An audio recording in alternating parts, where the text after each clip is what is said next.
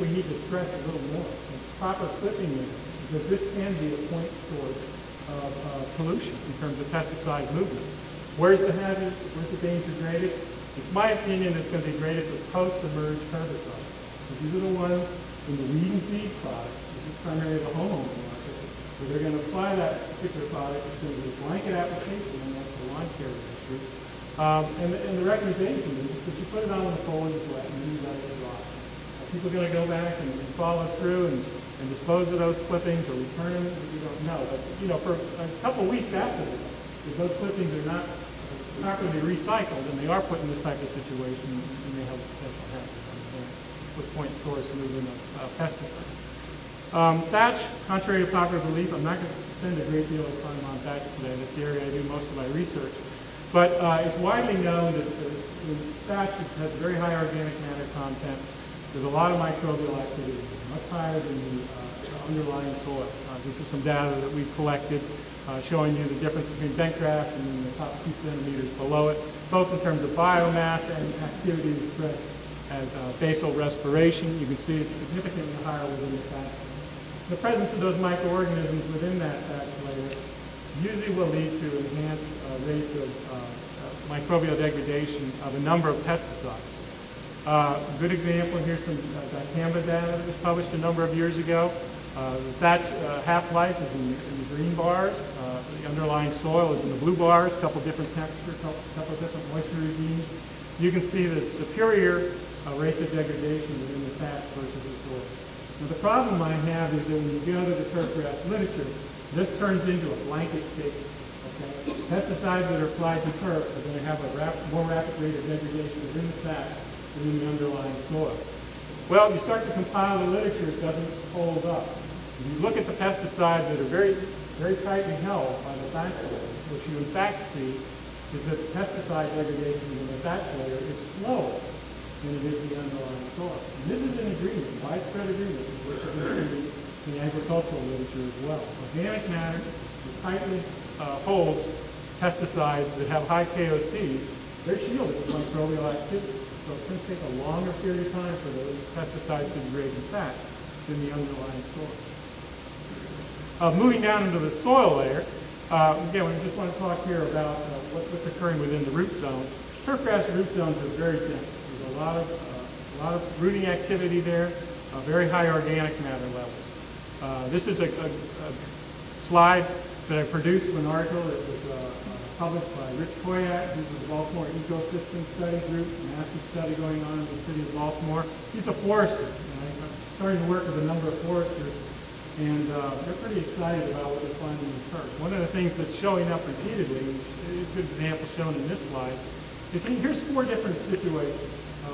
What you did is you laid out a map of Baltimore, that randomly selected 200 sites, went in and measured the organic matter level at 15 centimeters deep at depth. What you've got is institutional sites, these are churches, schools, park areas. Then you've got high-density residential areas, these are townhomes, smaller type houses. Low-density residential areas, more affluent portions of Baltimore. And then the native forest areas that exist in the city of Baltimore. When you look at the organic matter level at the 15-centimeter depth, what you see is that it's higher in 2 to 3 church situations within the forest system.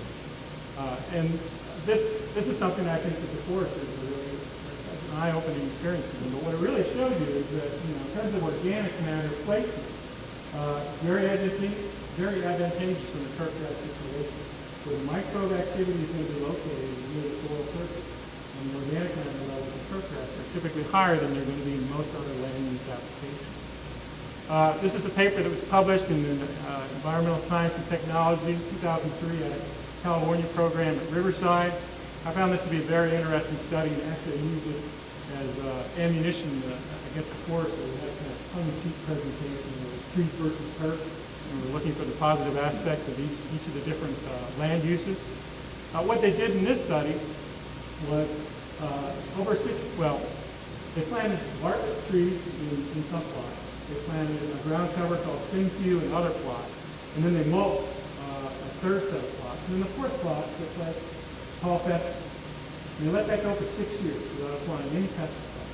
And then at the end of 6 years, they went in and collected soil samples from each of the different plots, and they were all And then they performed pesticide degradation studies, incubation studies in the laboratory.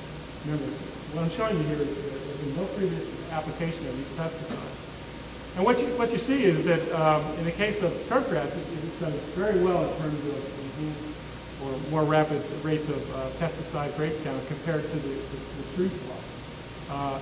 You look at the slightly different response between the 2,4-D and the dicamba. In terms of the dicamba, go back there, and let's do that at least once. What you see in terms of the dicamba is that turfgrass performs very well at both the shallow depth and the deep depth. Pretty much associated with the organic matter contents that were measured in there.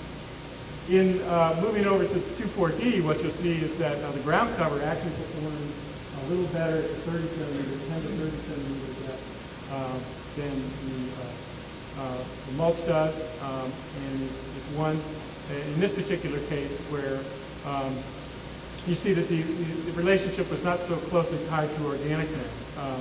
Turfgrass performed very well at the deep depth here too, although there was not as much rooted system. And what he attributed this to was that even though you didn't have as many roots, you've got a fibrous root system, and they release a lot of substrates that keep microbial activity high. So when we went and measured the number of 2,4-D degraders within the turfgrass, they were the highest of the four found in that particular situation.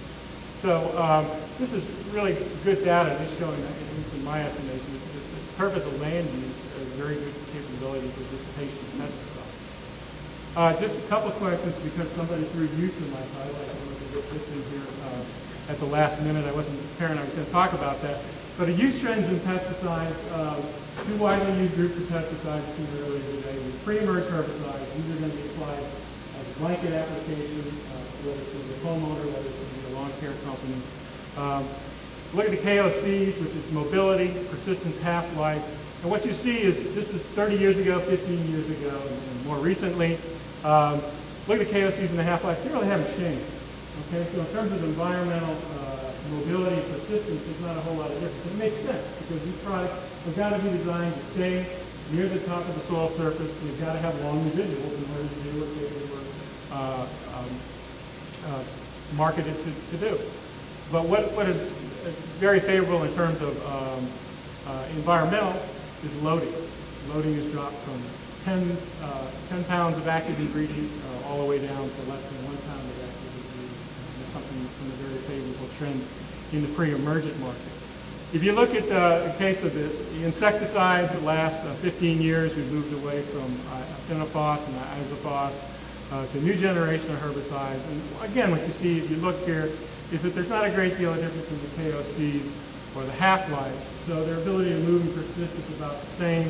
But even in terms of their AI use rate, we can't say that the two most widely used products are the reduction has been nearly as great as what we've seen in the case of pre-emergent herbicides. Imidacloprid, nice reduction there, much more potent material, much more specific, and that's what's happened with these materials. They become much more specific in their activity, not so broad spectrum, and that's probably the main environmental advantage to the use of these type of pesticides. One of the points I wanted to make was that in terms of, I want to concentrate on runoff, just like everyone else has earlier today, is that because of the mobility and persistence parameters haven't changed a lot, that these pesticides still pose risk when they're applied at inappropriate times. Okay, this is a study that was conducted by Kevin Armbruster in the plots from Georgia that someone made reference to earlier.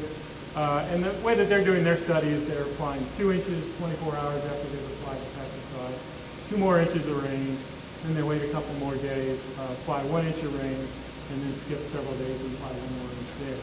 And what you can see in the case of imidacloprid and 2,4-D is that when does all of this material run off the site? It's with the first event. It's going to occur within 24 hours. What you can actually see here is that 95% of the 2,4-D is lost within that first event, and then imidacloprid 75%. The total loss rate is 1.9, 2.6. But the point I really want to stress here is that it's that first event that we really have to concentrate on. So as we go forward and sending out the message, I hope this is part of what we focus on. One last point in terms of the likelihood the pesticides are going to run off is basically